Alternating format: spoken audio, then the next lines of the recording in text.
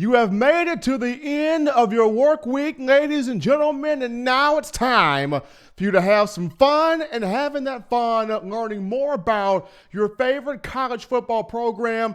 And what better way to do that than to be locked and loaded onto the hottest show in the streets, the best form of Crimson Tide football news, notes, and information you are going to find anywhere. This right here is In My Own Words, the podcast with yours truly, your liaison of conversation, your conductor, your tour guide into the world of Alabama football. I'll be Stephen M. Smith of Touchdown Alabama magazine, coming to you from Tuscaloosa, Alabama. As always, each and every time, we encourage you to drop that thumbs up, give a like on the show, and hit that subscribe button. That lets us know here at TDA to continue supplying you, providing you with the best in news, notes, and coverage on your Alabama football program. It is because of you, the fans of Crimson Tide football, that we are over 8,000, that's right, over 8,000 subscribers strong on the YouTube channel. So definitely want to continue to encourage you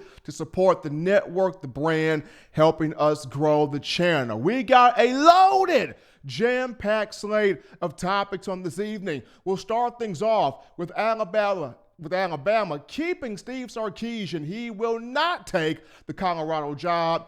Crimson Tide hanging on to Steve Sarkisian, an offensive coordinator. He is also getting a pay raise, so we'll talk about that. And also Crimson Tide promoting Butch Jones. He is no longer the intern. What?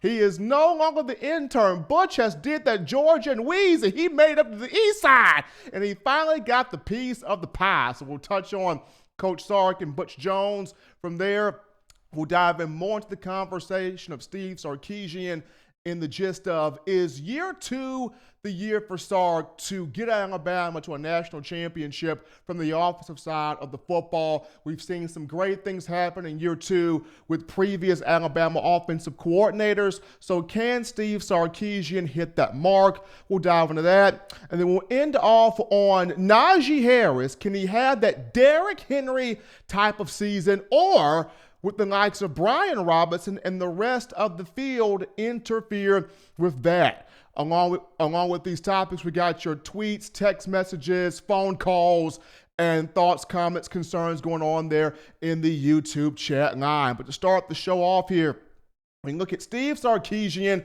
and Butch Jones, the Crimson Tide promoting Butch Jones and hanging on to Steve Sarkisian. Starting this thing off with Coach Sark. He applied for the job, or applied to be interviewed for the job at Colorado earlier in the week. It has been made known, reported by ESPN's Chris Lowe, that Sark will not take the Colorado job. He is staying with the Crimson Tide. Nick Saban, athletic director Greg Byrne, and the board of trustees about to break the pocketbook open and pay Sarkisian. According to people I have spoken with, credible sources within the program, Coach Sark's pay raise, or his extension, you're looking at about $3 million that Steve Sarkisian will be making as for him staying at the University of Alabama as the offensive coordinator. Sark will be one of the highest paid assistant coaches in college football. And this is a big deal because it says Nick Saban is starting to build that continuity. What has Nick Saban been hit the most with in the last few years? He's been hit with, he's too tough. He's too demanding. He expects too much. He wants too much. He's too much of a perfectionist. Coaches don't want to work with Nick Saban. Alabama can't attract and keep big-time marquee assistant coaches on staff. And with Alabama being able to keep Steve Sarkisian around another year, this means that Nick Saban's starting to build that continuity, starting to get coaches in place that want to be around, that want to help him if this is Saban's last hurrah, Saban's last run of national championships. He's trying to make sure that he's got the guys around him to help him make this run, and one of those guys just so happened to be Steve Sarkisian. So this enhances, or this says, that Saban is full on trying to promote the continuity. The number two thing is it really gives the quarterback room a sigh of relief, especially Bryce Young, the 5-star from Mater Dei High School in California. This allows him to know that, okay, Sark is not leaving me high and dry. This was the coach that recruited me since I was in the 8th grade, met with me, met with my family, built a relationship with us. So we know with Sark sticking with the Crimson Tide, he's not going to abandon me. He's not going to leave me high and dry. He's going to at least stick with me to help me get through this freshman process. And not just Bryce Young, but sticking around with Mac Jones, sticking around with Talia Tungavailoa, and also Paul Tyson. So the quarterback room as a whole, in terms of that continuity, knowing what Sark did a season ago in 2019, he's sticking around. That's big for that room. It also helps where Sark is concerned because Nick Saban has always been one to tell his assistant coaches, hey, if you stick with me 9 years, and Saban kept telling Kirby Smart, stick with me, hang with me, work with me, that right job, that dream situation, that best scenario will come open, and it came open. After the 2015 season, here comes a power program in Georgia in the Southeastern Conference calling in for Kirby Smart to come to work as the head man. The same thing with Jeremy Pruitt. Jeremy Pruitt, who served in 2 different stints at Alabama under Nick Saban, continued to work, continued to grind, grow, learn, to be developed by the Zen master in Saban, to where when Tennessee came calling, now of course Tennessee did not have Pruitt as really solid competitive good in the upcoming season. So you saw it happen for Kirby Smart. You saw it happen for Jeremy Pruitt. We have seen it happen for guys like Jim McElwain, for guys like Lane Kiffin. And now here's Steve Sarkisian. He was interested in Colorado, but Nick Saban saying, hey, son, stick around here. Continue to build, grow, work with me. And we're going to see, as you continue to develop under me, under my tutelage, a better job, a better proposition will open up for you. So it promotes the continuity, number one. It has kept the quarterback room at bay, seeing Sark stick around, number two. And number three, it gives Sark a chance to continue to learn under Nick Saban until a better job opens up. In terms of Butch Jones here, no longer the intern. It is no longer Butch the intern. Butch Jones has made it up to be the special assistant to Nick Saban. Special assistant to head coach Nick Saban. And Bobby Williams served in this role prior to him taking the move to Oregon to join head coach Mario Cristobal and his staff. So what Butch Jones would be doing here, he would be, organizing the team travel in terms of making sure you get the right transportation, getting that situation in place where you're going to different road games, different sites. So getting the transportation in line would be a part of Jones's role. Also with that, she would handle a lot of the on-campus, a lot of the in-house recruiting. So if a recruit wants to come to the University of Alabama, wants a tour, wants to look around, desires to know what sets Alabama apart, what makes Alabama the marquee program, what makes the Crimson Tide so special, Jones would have the main role in making sure that recruit has a great visit, has a great time, is done correctly. He would be kind of overseeing that in terms of the in-house, on-campus recruiting and all types of recruiting being done around the program. So he would have that role. He would also serve as the liaison in terms of the academics. Butch Jones would make sure that these guys going to class, getting that work done, doing their thing in study hall. If they need to be in study hall, he's checking up on the grades of these players as well. And if these players are not making the grades, if they are not in study hall, if they are not doing the necessary things that they need to do in terms of the program, then Butch Jones would go and report that to Nick Saban. So big role here. He is stepping up from being intern Butch. He is stepping up from shuffling paperwork, stepping up from, just being the data guy, the analytics guy, to now he is the special assistant. So in the words of Birdman, let me rub my hands one time. You got to put some respect on Butch Jones' name. Now, he is the special assistant to Nick Saban. So kudos to Butch Jones, and he deserves it. And the reason why he does is, I know a lot of times he's been used as the butt to every joke, but Jones actually is a pretty solid coach. I mean, he has an eye for evaluating talent, an eye for recruiting talent. Not a lot of people know that when he was at Central Michigan, Butch Jones coached the talent that was Antonio Brown. I know AB is crazy in the mind at times, but in terms of his athletic gifts, his God-given talents, yes, Butch Jones coached Antonio Brown. And then when he got to Tennessee from 2013 to, I believe, 2017, if I'm not mistaken, so during that 4 to 5 year period, he was with the Volunteers. He brought in some really good recruiting classes, including one that had the likes of Joshua Dobbs at quarterback. He brought in some top 10 classes.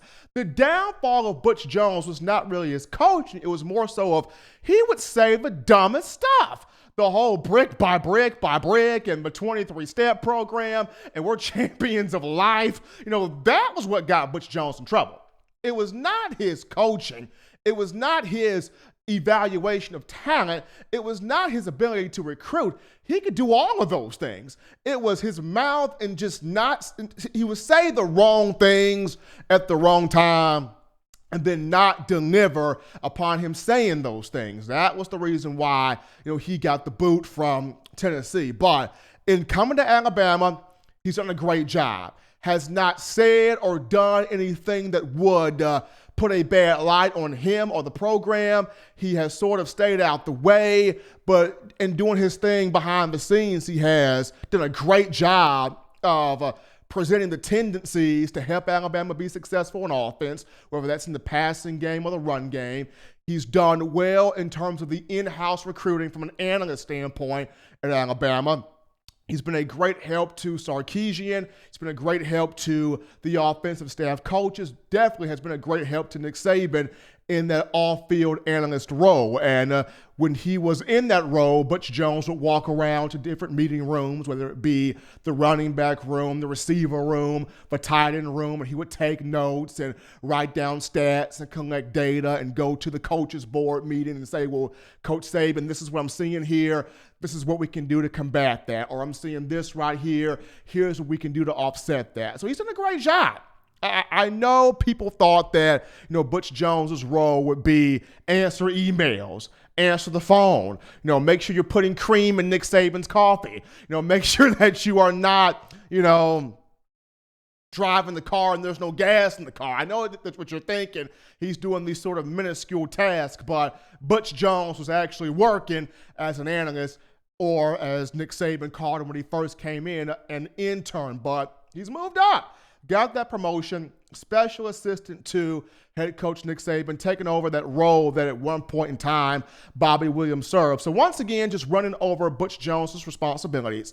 He would make sure the transportation is in order. Whether you go in bus, train, plane, car, Butch Jones is making sure, hey, get the plane here on time. I got players. They got to get on this bus. They got families. Nick, you want 2 planes or 1? I got to make sure Nick got his planes, got his jets in order. So he's making sure the transportation is right.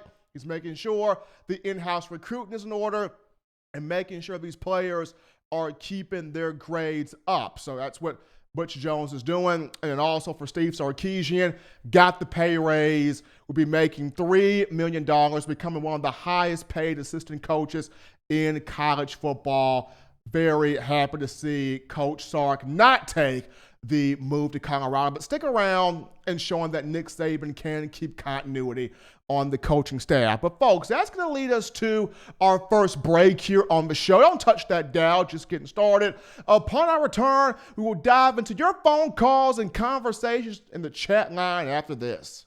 Every sports fan deserves the proper representation. Whitwell Sports introduces to you the Title Towel. Wave that Title Towel in the air like you just don't care in support of Nick Saban and the Alabama Crimson Tide. Only $9.99 and it lasts a lifetime. Head on over to whitwellsports.com and get your Title Towel today. Touchdown Alabama Magazine is Alabama football's premier publication. A subscription to Touchdown Alabama Magazine is the perfect gift for any Alabama fan. For exclusive news and information, recruiting updates, a free annual print magazine, and more, go to touchdownalabama.com and click join. Only $5.95 per month or pay $49.95 for a full year subscription. That's a saving of almost $22. Make sure to subscribe before it's too late and get our new freshly printed end of the year magazine issue. Go to touchdownalabama.com today and roll Tide. We are back into the conversation here from the break, ladies and gentlemen. The hottest show on the streets on a Friday in My Own Words, the podcast with yours truly, Stephen M. Smith. And it's your time, people. It's your time to let your voice be heard here with yours truly. 205-448-1358, the number to call, 205-448-1358. You can even text with that number. You can leave a voicemail with that number. If Twitter is your thing, you can tweet the show directly at In My Own Words TDA, at In My Own Words TDA, or you can tweet me directly at Coaching M. Smith. But we actually got a caller in the queue right now. You are live on In My Own Words. What's on your mind tonight? David M., what's going on, brother? Doing well in yourself? I'm doing great. I can't imagine a better off-season week we could have had. Getting Charlie Strong in the house, keeping Sark, and I'm very proud of Butch Jones. It seems to me from the folks I know around the program that, you know, Butch Jones is one of those low-key guys that is loved by the players, and he's a glue guy. It just kind of makes things work better, and he's done a heck of a job with us. I know Tennessee hates him, but I'm proud that he's with us. My question tonight is, do you honestly think that they're going to be able to keep Bryce Young off the field? I like Mac Jones a lot, but this guy's got NFL top 5 draft pick talent. We know a little bit about that. But I'm just curious to know what your thoughts are, and I'll get off and listen, and really appreciate the program. Thank you. Appreciate the call, man. Bryce Young is going to play. Nick Saban is going to play him. He will get his opportunities on the field because of how talented he is. Now, will he be the starter? That remains to be seen. Me personally, I'm one. I like experience. I like the ones that have the overall knowledge of the playbook. Mac Jones has those things, and he has shown that when given an opportunity, he is special or he is good. He can get it done, but Bryce Young will play. Bryce Young will get on the field. But continuing with phone calls right now as we got another one in the queue, and I believe this is my man Waylon. Waylon, it's Friday. What's going on? It's Friday. It's the end of the week there, Stephen. Everybody's got somewhere to go and somebody to see. There ain't no doubt about it there. How you doing tonight, Stephen? Man, I can't complain, man. Doing well. Hopefully Alabama basketball can win tomorrow. Yeah, that's exactly right. Alabama slipped around there and beat some teams. LSU should have beat Auburn down at Auburn there. I tell you, I hope so. I'm with you there on that. There's no doubt about it. Basketball team is bouncing the ball and putting it in the hoop. There's no doubt about it. That's what we want to see from Nate Oates. But I sort of like you said there to start with, well, I think we're on our last run there, sort of those things used to say the gun hill for another national championship. But I can sort of feel the ground rumbling under my feet, Stephen. I sort of feel it coming back maybe. I think I can sort of feel it, don't you? I can feel it. I mean, you got the coaches in here. You got returning talent. You got young talent. And I've mentioned this to a lot of people. Alabama this season will be the year where you get back to having true competition. If you win this job, you won this job because you earned it. But don't sleep on it, because if you sleep, there's a youngster ready to come up and bite you. So we're about to get back to having that type of team where there is competition everywhere. There's no doubt about it. I know you're exactly I agree with you 100% there. He'll break Coach Bryant's record, and I sort of hate to see it broken, but, if it happens, it happens. I believe it will. But anyway, I'll hop off here. We got more callers, I'm sure, in the queue, but always remember this to Monday night. Roses are red, violets are blue. Alabama wins another title in Title Town. Stephen M. will break it down and tell you. Catch you Monday night, Stephen. Be good. Appreciate that, Wagon. Man, Wagon got a poem for every show. Gotta love that. Got a poem for every show. We're going to go right now to the chat line here on YouTube. You guys blowing us up right now. Joe Calisi starts off. Joe Calisi with a Stephen, let's get it. I'm right here with you, Joe Calisi, getting this thing going. Jay Daniel writes in, great show. Appreciate that, Jay Daniel. We got TDA Magazine with, what's up, Steven? You are bad to the bone. Keep up the great show. I don't try to be bad to the bone, but that's in a good term, which I believe it is. I will do that. Appreciate that, TDA Magazine. C. Pyro writes in, roll tide, my brother. Roll tide to you, C. Pyro. Ted Swain writes in, love the channel, brother. Roll Tide. Oh, no, he's Ted Swain. Love the channel, brother. So glad I found the channel, Roll Tide. So appreciate that from Ted Swain.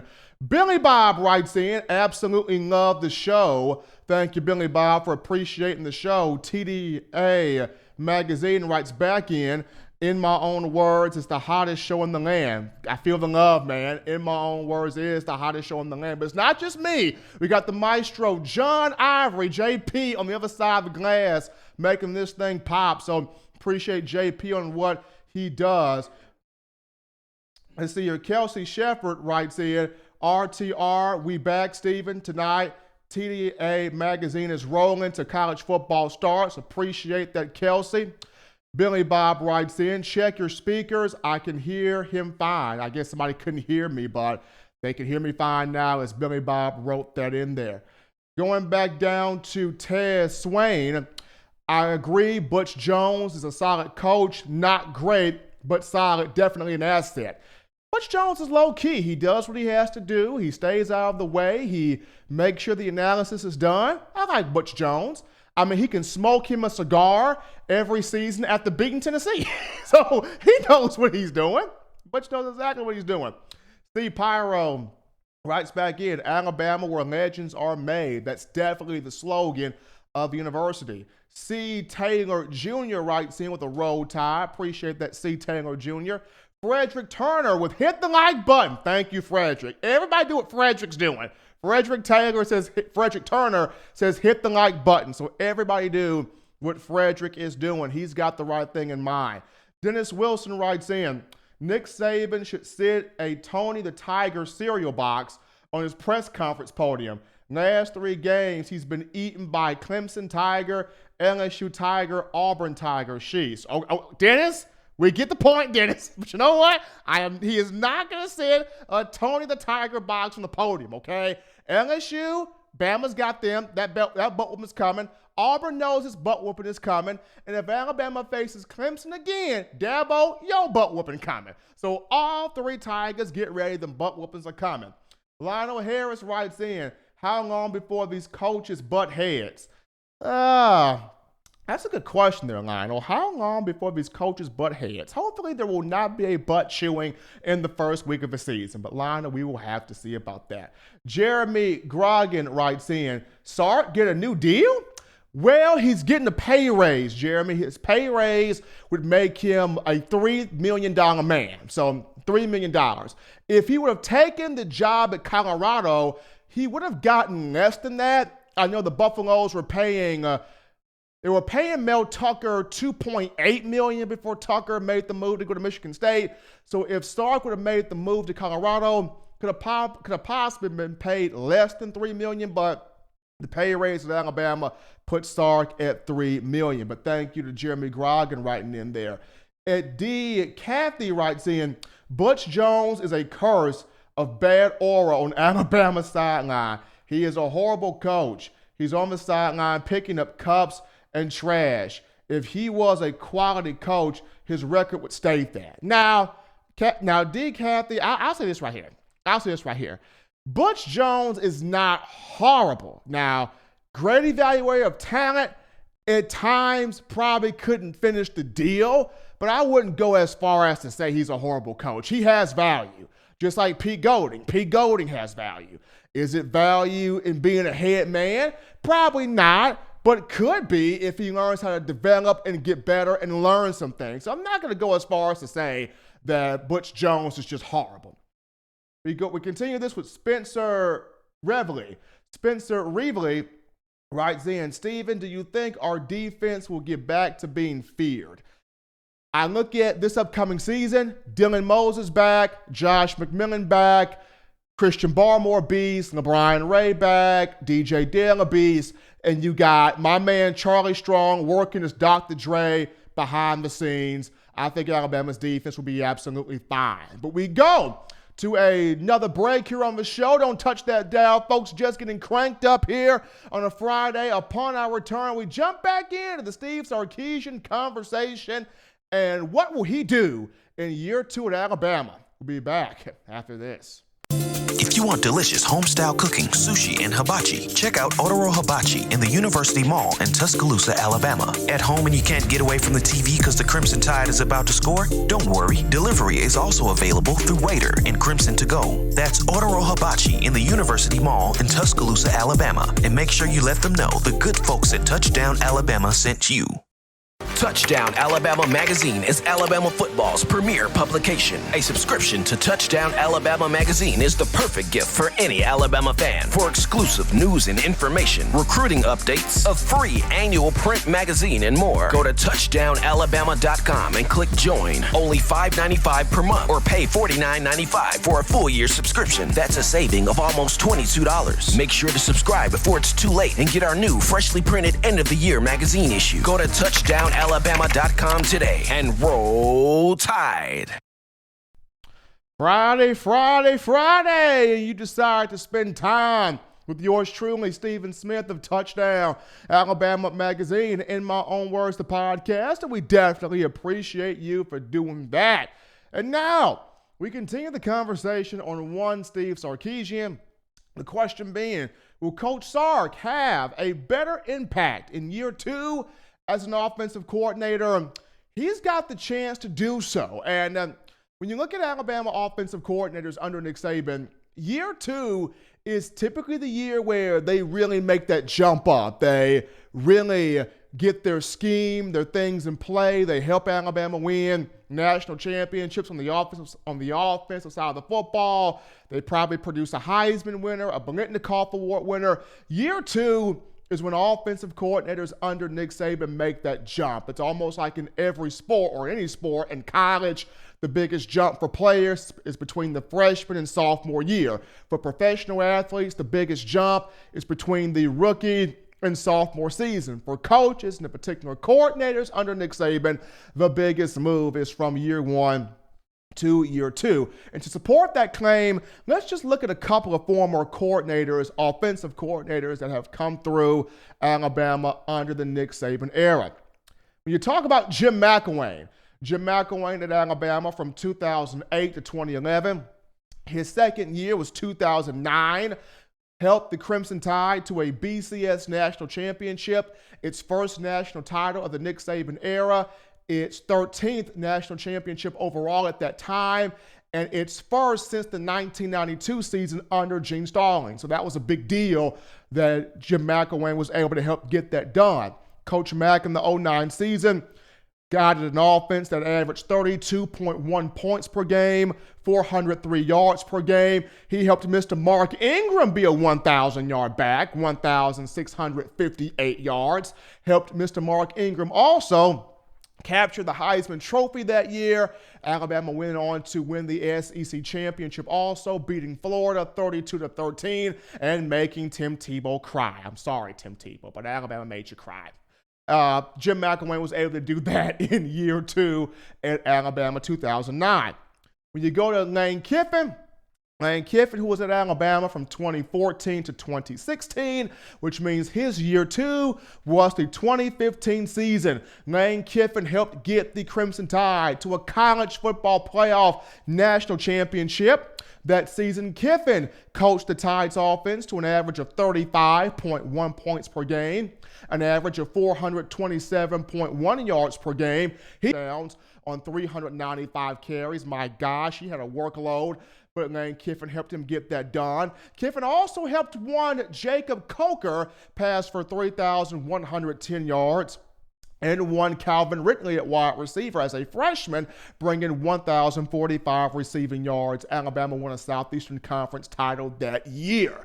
So, year 2 of Jim McElwain, 2009, he got it done with Alabama. Year 2, 2015, with Lane Kiffin, he got it done with Alabama. So there's a tendency, there's a pattern here with Alabama offensive coordinators in year 2. So, looking at Steve Sarkisian, this past year, got a lot of things done. Even with injuries to Tua Tagovailoa, had an exciting offense. Najee Harris, his first 1,000-yard season, helped the likes of Jerry Jeudy and Devontae Smith both put up 1,000 yards. Jalen Waddle did his thing. So in year 1, you saw some good things from Sark. You even saw Sark trust Mac Jones to get out there on the field, run the offense, and against big-time competition, Jones showed that with a chance, with an opportunity, he can make some things pop. So when I look at Coach Sark in terms of his coaching moves, his coaching stops, he has spent most of his time at the University of Southern California. He was at USC from 2001 to 03, and then 2005 to 08, and then from 2014 to 2015. During those years, so span of years, Sark served in many different roles, whether it was a quarterback's coach, assistant head coach, offensive coordinator. He was even the head coach for the Trojans from 2014 to 2015. But in his coaching time at USC, Steve Sarkisian produced 7 3,000-plus yard quarterbacks. He's the quarterback whisperer, quarterback savant. Those 7 quarterbacks, he had Carson Palmer in 2002. Carson Palmer, 3,000-yard passer, won the Heisman in 2002. 2003 and 2003, he had Matt Leinart, a 3,000-yard passer, and in that season, the USC Trojans won a national championship. They're still recognized as the AP national champion. 2005, he had Matt Leinart again. Leinart, a 3,000-yard season, got USC to the national championship game. Unfortunately, they got beat by Vince Young and those darn Texas Longhorns. But 3,000-yard passing season for Matt Leinart. Steve Sarkisian helped him get to the national championship game. He continues 2006 with John David Booty, y'all. John David Booty, a 3,000-yard passer in 2006. Mark Sanchez, a 3,000-yard passer in 2008. And in his 2 years as a head coach, Steve Sarkisian, 2014 and 2015 at USC. Cody Kessler, 3,000-yard passer in both of those seasons. So, won a championship in year 3 with USC in 2003 as a quarterback's coach. But we recognize here Sarkisian, a quarterback savant, an offensive mind, a quarterback whisperer. He was putting points on the scoreboard at will during those times there at Southern California. At the Atlanta Falcons, his 2 years as an offensive coordinator, 2017 and 2018. 2018, year 2, despite the fact that the Falcons did not have the best of records in 2018. They were 7-9. But that was not all on Sark. The Falcons had some injuries that season, let me just tell you, especially on the defensive side of the football. Had some guys nicked up, banged up, and some guys that didn't even play. But for offensive purposes, Matt Ryan, a 4,000-yard passer, nearly a 5,000-yard passer under Sark, 35 touchdowns, 7 picks in the 2018 season. Julio Jones, a 1,000-yard receiver that year, 1,677 yards, 8 touchdowns. And even Calvin Ridley had 10 touchdown catches. So, in year 2 of Sark with the Atlanta Falcons, still doing some things offensively, even though not. And Jake Locker at quarterback and strong running back play with guys like Bishop Sankey. So Sark, in terms of being an offensive mind, is a strong elite talent. And when you look at just what Sark would have at his disposal for 2020, when you talk Alabama football. You've got a Mac Jones who's proven he can get some things done.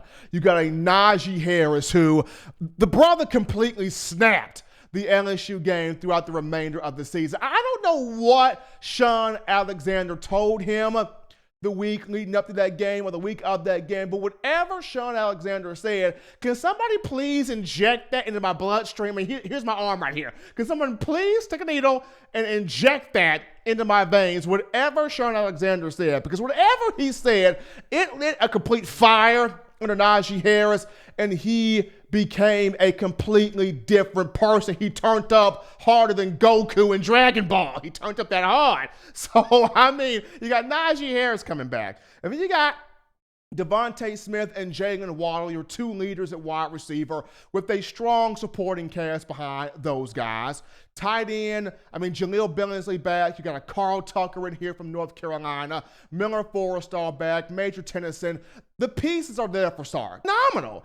And then you add in a Bryce Young who is going to play. He is going to get on the field. He is going to get some opportunities. Here is somebody that Sark went through a lot of resources to get.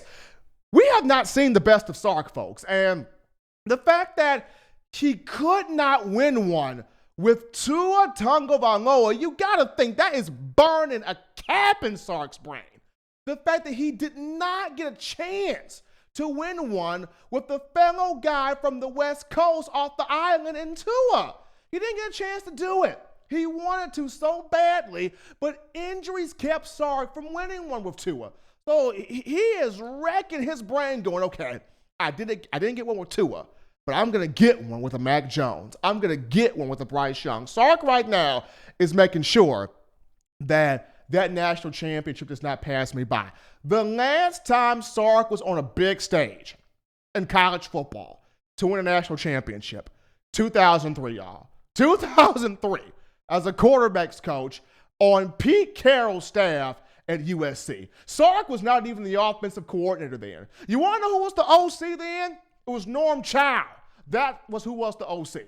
So Sark knows if I can get myself back to that stage, if I can ever put myself back at a spot to win a national championship in college football, I'm going to do it. And I'm going to be able to bring my narrative full circle, bring my narrative center stage. Sark has had some issues that happened in his life. He's been through some rough patches. He's had some rough times. But we know when he's got the talent, and especially when he has the quarterback, Sark does some unbelievable things offensively. And year two, Bama fans, you saw it with Jim McElwain, with Greg McElroy, national championship. You saw it, Lane Kiffin, as controversial as he was. You saw it with Lane Kiffin, year two, 2015 at Alabama, national championship. Steve Sarkisian through his fingers. I think he gets this done in year two. We take another break here on In My Own Words, the podcast, folks. Don't touch that dial, baby. Don't do it. When we get back, we continue with more of your phone calls and comments in the chat line after this.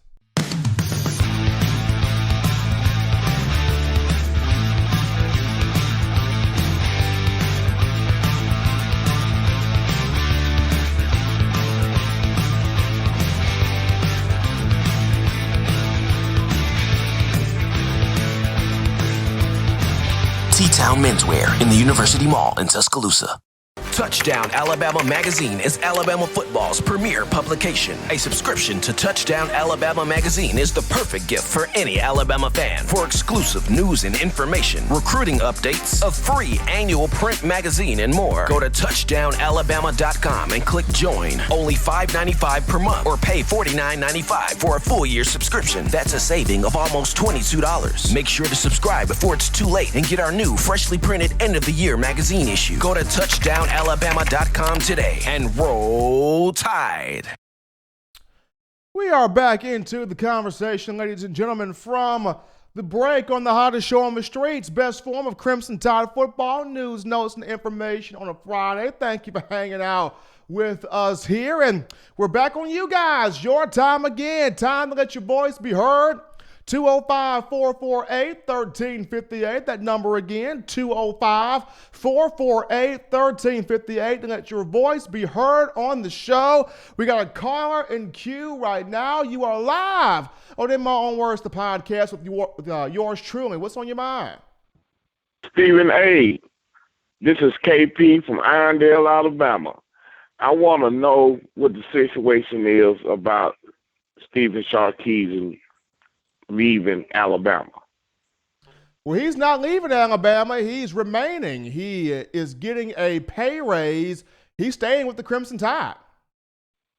Well, that's good because we need another coach that don't end up staying 1 year and leaving Alabama.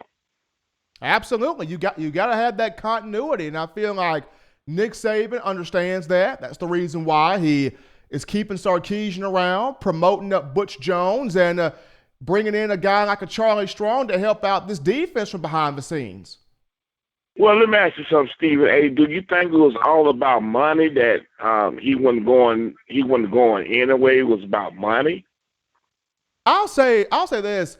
I feel like Colorado and Sark both kind of came to their senses because Colorado, they do not have the athletes that Sark would need to run the program. And on top of that, Colorado is in a Pac-12 where the athletes aren't going to the Buffaloes. They're going to USC, Washington, Oregon, Washington State, even the major programs. So Colorado fully understands if we were to get Sark in here, we would not have the pieces to really, really compete right away. And even on top of that, it was giving Mel Tucker $2.8 million, and that was not enough to satisfy Mel Tucker. He's now at Michigan State. So I wouldn't really say it was all money. I think it's the fact that Colorado knows we're going to have to be more of a ball control team, have a ball control coach. We don't have the players to run the offense that Sark wants to run. Okay. Thank you, Stephen A. Roll Tide. Appreciate the call, man. You know what? JP, should I change my name to Stephen A? I'm not going to do it. I mean, I'm happy being Stephen M. Smith, but I mean, I wouldn't mind getting the paychecks that Stephen A. gets, though. Definitely wouldn't mind a couple of those paychecks, but we're going to go to the comment section here on YouTube. You guys continuing to show that support here. Archie Dong writes in, love your show. How do you think about our team or about us next season? I like what Alabama is about to do next season. I like where this team is headed. If they can keep the injuries down, no season-ending injuries, everybody buys into what's being said, hard practice, hard work, hard focus, love what this team can do here. Kelsey Shepard continues with, if Sark would have left Steven, who would our choice be at OC? If Sark would have left Kelsey, the number one name would have been Hugh Freeze. If not Hugh Freeze, I could have seen the guy that was Hugh Freeze's offensive coordinator at Mississippi, Dan Werner, who served as an analyst at Alabama. So it'd be Hugh Freeze, Dan Werner. And then third, I would go Chip Long. Chip Long, who had Notre Dame in the college football playoff back in 2018 with Ian Book at quarterback. So those three would be the three names off the top of my head, but the name that would probably get the call, Hugh Freeze. So I would go with those three, with Hugh Freeze being the guy. And Dallas Schwartz writes in, howdy, Steve. Howdy to you, Dallas. Love the show. So what you going to be calling the upcoming revenge tour that will be the 2020 season? What would I give that name for the Alabama Revenge Tour? Bama Anger? I mean, I'm going to come up with a name for the Alabama Revenge Tour for 2020, but what was supposed to have happened in 2019 with players back, talent back, hungry freshmen in, good coaches, 2020 definitely looks like the Revenge Tour for Alabama. But appreciate that from Dallas Schwartz. Ted Swain writes in, is Paul Tyson really a good quarterback, or is he only on the team because of who he is? I haven't seen enough of him to know. Paul Tyson is really a good quarterback. The guy can sling the football. I'm going to tell you something about Paul Tyson. Paul Tyson had over 40 offers, people. He didn't have to come to Alabama. He had offers from Kentucky, Notre Dame, Ohio State, USC, Paul had some offers. Paul came to Alabama because Alabama represents home for him. Paul had some offers. I watched this kid's clips, a lot of tape on this man in high school at Hewitt-Trussville. He has got a big-time arm. His arm reminds me in the NFL of Phillip Rivers, Aaron Rodgers, and Drew Brees. And the only reason why he's not seeing more time on the field is going back to the whole mobility thing and people wanting quarterbacks that can run. But in terms of Paul Tyson's arm, phenomenal arm. In terms of his ability to process things, he is breaking down this offense better than I can eat Captain Crunch cereal. And I can put down some Captain Crunch cereal. So Paul Tyson's eating this offense alive. But I think he's a good quarterback. Kelsey Shepard continues with, Steve can't get trigger happy too fast this year. Too many experienced backs are back, and Mac isn't a gunslinger, so to speak, but he can toss it. Mac can toss it. Alabama's got a lot of experienced backs. It's going to be balanced, a balanced attack, but let's not make it seem like Mac Jones is nothing here, folks. Mac Jones, much like Tua Tagovailoa, was in the Elite 11. Mac Jones won a state championship in high school. Mac Jones, a high 4-star guy. Let's not make it seem like Mac Jones cannot win a national championship, period. He can win a national championship. He can get you to where you need to go to. And if the comparison that people use for him is A.J. McCarron, and we saw McCarron get the tie to 2 national championships as a starter, Mac Jones can get this done. No doubt about it. Melvin Taylor writes in, if I can find any man willing to pick up the cups and trash of others, I would hire that man immediately. That man, the meek shall inherit the kingdom. The meek shall inherit the kingdom. Thank you, Coach Jones, and Roll Tide. Thank you, Melvin Taylor. Thank you, Melvin, for understanding the hard stuff that Butch Jones has to do in taking care of Alabama football. It's not just picking up trash off the ground or holding Nick Saban's cup. He is making sure that the analytics and stuff done offensively behind the scenes is done properly. So thank you, Melvin, for understanding that. Kelsey Shepard writes in, we had mishaps on special teams also. We may need to replace that dude. Mishaps on special teams. By that dude, are you referring to Jeff Banks, a special teams coordinator, Kelsey? Write that in if you're referring to Jeff Banks. But special teams, Will Riker got hurt against University of Southern Miss a season ago, pulled that right hip. I, for one, would like to see Ty P. Ryan kick field goals. Nick Saban, once again, if you were listening, you listened to me when I said Ty P. Ryan for punter. You did that. And look what happened. Ty P. Ryan was a blessing. Not only could he punt, Nick, I believe he flew down the field and tackled the guy as well against Tennessee. So you heard me, Nick, when I said Ty P. Ryan for punter. Hear me again, Nick. P. Ryan for kicker now. Let's make him the kicker, and let's have Will Riker punt the football. So, Nick, put in that word for me on that note for Ty P. Ryan. At Nick Saban Jr. writes in, if Coach Sark would have left, I would have liked to see Art Briles be the next Alabama OC. What do you think about that? That's hard. Art Briles is the next Alabama OC. Have people forgiven Art Briles for the situation that happened to Baylor? I mean, if they've forgiven Art Briles for what happened to Baylor, I'd be fine with Art Briles. I would be fine with his son, Kendall Briles. I mean, both guys were very good offensive minds. So, Nick Saban Jr., I would be okay with Art Briles. If he's been thoroughly forgiven for what happened to Baylor, I can deal with that. We'll go to a couple more here. Let's see. Kelsey Shepard writes in. Now that's right. He does. I've heard Freddie Kitchens' name. Is Freddie Kitchens, I don't think Freddie Kitchens is coming to Alabama. The things he did for the Cleveland Browns, I don't think Freddie Kitchens is coming to Alabama. I don't think so.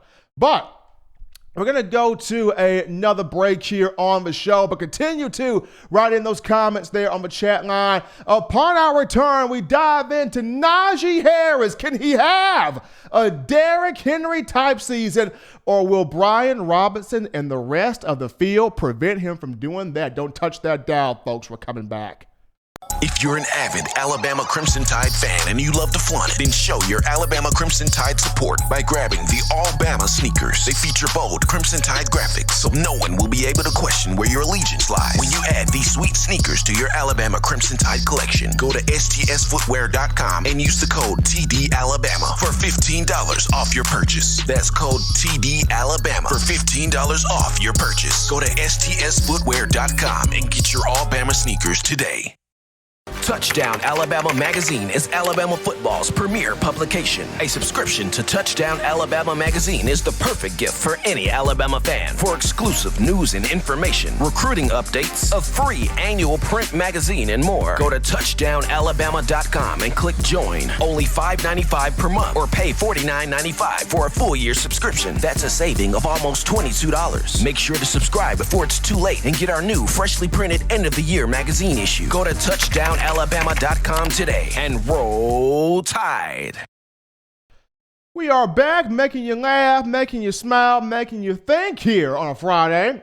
In my own words, the podcast, yours truly, Stephen Smith of Touchdown Alabama Magazine. And we move down to the running back position. Can Najee Harris have a Derrick Henry type of season, or will the field of others led by Brian Robinson prevent him from doing that? Now, a lot of people compare Najee to Derrick Henry. Both guys, five-star guys when they came to Alabama. Both guys, physical specimen. In terms of Najee Harris, he's 6'2", 230 pounds. So a lot of times Najee gets compared to Derrick, but Derrick had a unique situation in 2015. He had a special situation that allowed him to have the season that he had. And I don't think a lot of people fully understand that. So think about this.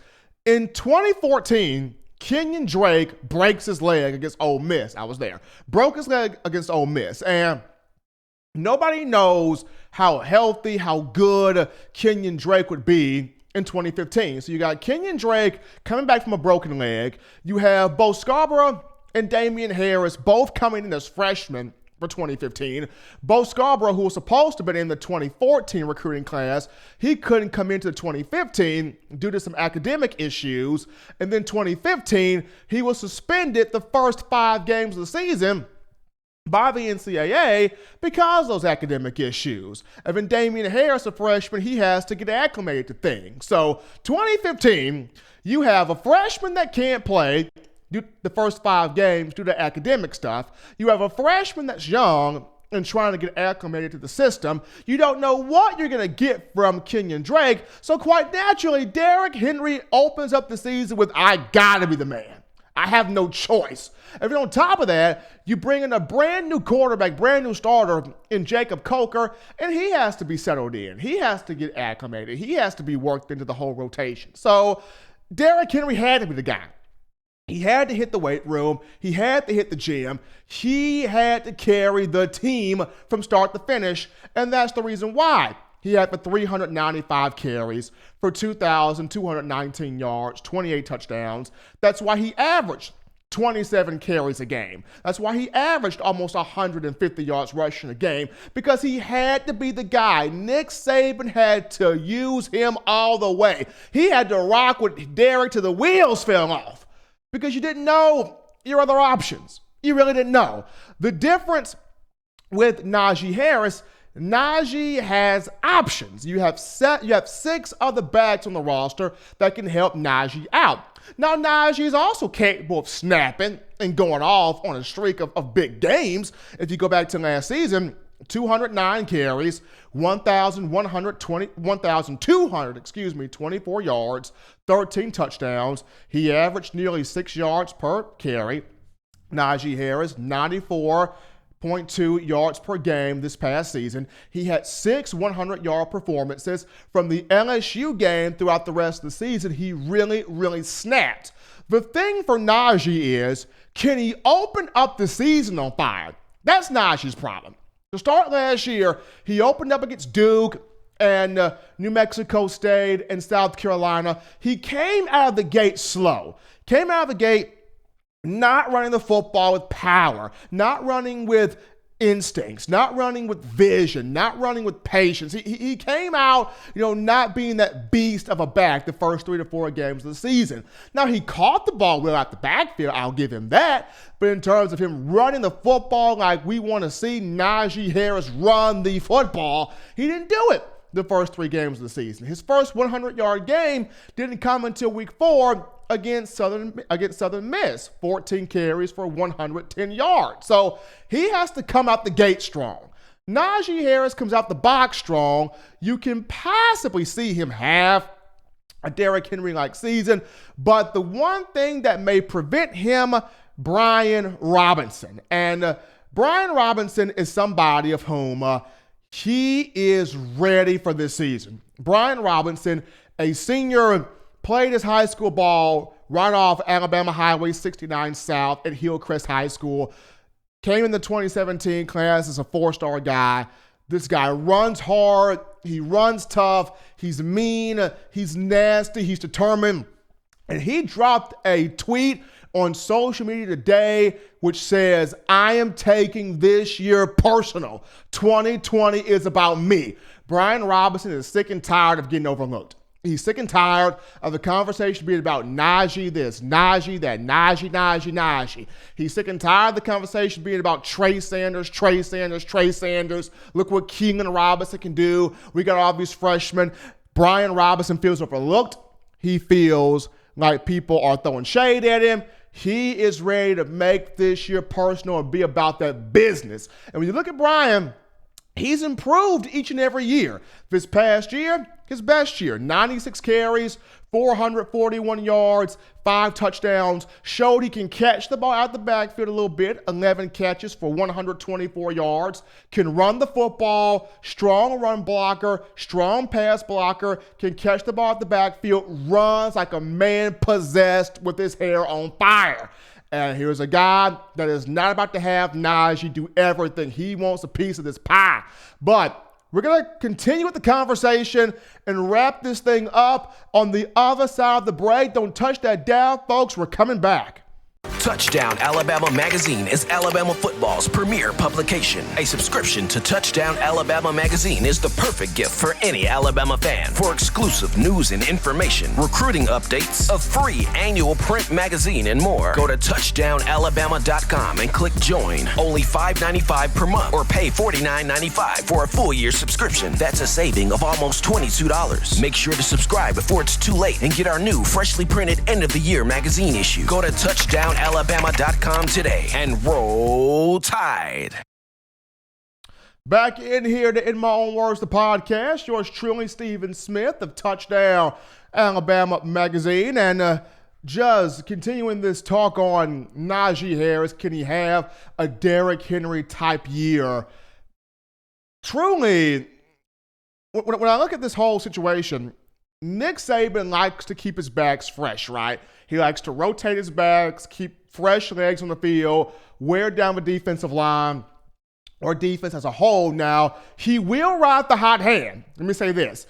If there's a hot hand, if somebody is getting consistent 4 and 5 and 6 yards a pop and that person's just wearing the defense down, now, Nick Saban is known to go with the hot hand. He'll do that. But just having one guy run the entire show, Nick Saban, not really a fan of that. That's why he keeps 5 backs on the roster, at least 5, because he wants to have a stable. He wants to be able to go, okay, you did your thing. Okay, come out. Let's put this guy in who does something different. Have him wear the defense down some more. Okay, you got yours in, pull you out, put the next guy in. Have those interchangeable parts, if you will.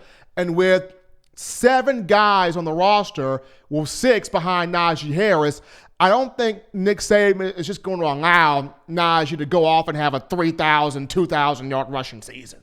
I mean, he's going to have Brian Robinson get carries in there. Keenan Robinson is going to touch the ball. Trey Sanders is going to touch the ball. And then you have the 3 freshmen, Jace McClellan, Roydell Williams, Kyle Edwards. These young men are going to touch the football. Najee Harris, We'll have some games to where he may have the hot hand, he may snap, he may go on the field and go beast mode, plowing his way and carrying guys for extra yardage. But to just sit here and say, will Najee just be the primary guy going up and down the field? No. Derrick Henry had a very special situation to where, he had to be the man.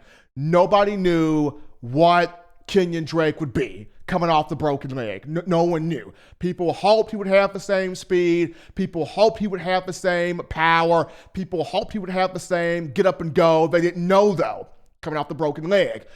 Bo Scarborough couldn't play in the first 5 games due to NCAA situations with his academics, with his grades. Damian Harris, a little bit nervous, a little bit gun-shy. You had to get him acclimated to the system. So this was the reason why you saw Derrick Henry in the gym every second on the second of the hour prior to the 2015 season. I mean, he was on Instagram every moment. He'll hit the gym, post a pic, leave, come back, more weights, post a pic, leave, come back, more weights. I seriously believe Derrick Henry kept a pillow, a blanket, a refrigerator, and a TV in the weight room complex because he was always in there. He stayed in there the entire 2015 entire offseason going into the 2015 season. He put on muscle, he put on weight, he entered that campaign at 242 pounds on top of the 6'3" frame, which means he came into that season, meaning business and knowing I have to carry this team. Najee Harris, not necessarily he has to carry this team. He has some help behind him. Now, if he wants to take it upon himself to have that mindset of I have to carry this team, then by all means necessary, Mr. Najee Harris, Mr. California man, Mr. former 5-star, do that. If you in your mind think, Najee, I have to carry this team, then by all means necessary, do that. You have the means and the capability to do that. But that's just not Nick Saban's cup of tea.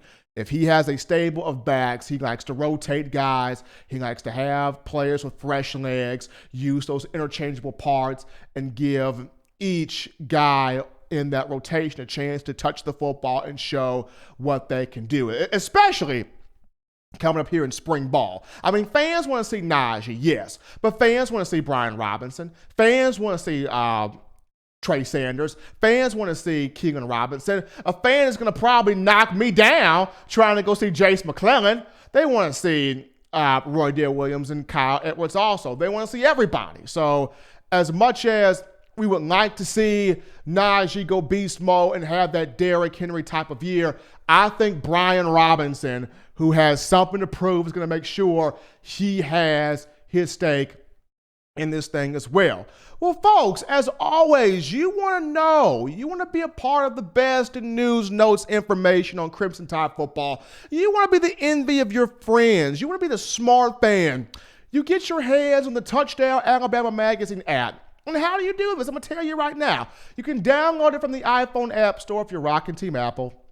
Google Play Store if you just so happen to have the Android phone. We got the podcast options taking care of your audio listening needs. If those just so happen to be iTunes or Apple Podcasts, Spotify, Stitcher, TuneIn Radio, Overcast.fm, Google Play, or iHeartRadio, we got you covered right here on Touchdown Alabama Magazine. If the good Lord sees fit, people, I will be back on Monday delivering you the best in news, notes, and content on your Crimson Tide. But as always, with it being the weekend, folks, I leave you with my 3 things. You know what they are. Husbands, get on your job. Love your wives. Wives, get on your job. Love them husbands. Children, get on your job. Wash them dishes. Get them chores done. Get you your 3 hearty meals a day, your 3 hearty laughs a day. Until next time, you're rocking with the finest and the baddest. Your man, Stephen M. Smith. Peace. It's been in my own words.